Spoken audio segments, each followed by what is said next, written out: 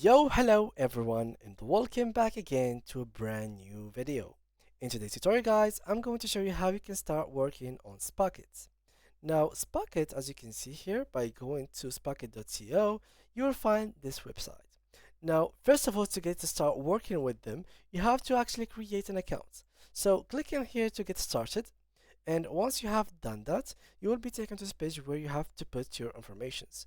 I'm going to skip this by selecting continue with Google, which will connect me exactly with my Google account, as you can see.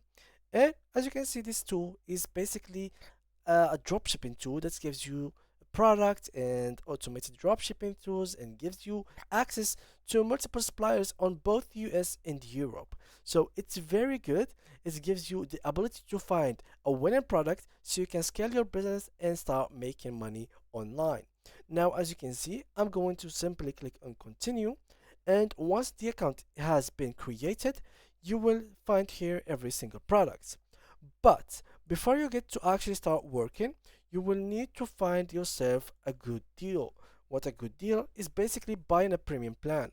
And as you can see, you will directly, right after you created your account, you will be directly taken to a page where you have to do so. So what you have to do is to simply choose one of these plans. As you can see here, how many unique products you can find and search for. Here, for example, the starter will be $40 a month, $60, 100, and 300.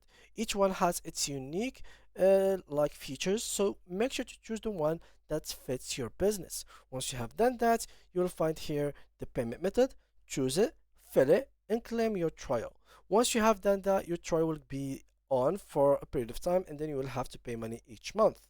Now, once you have done these steps, you are now working with Spocket. You can now start getting products into your website and start selling them. So thank you guys a lot for watching, and see you guys in the next video.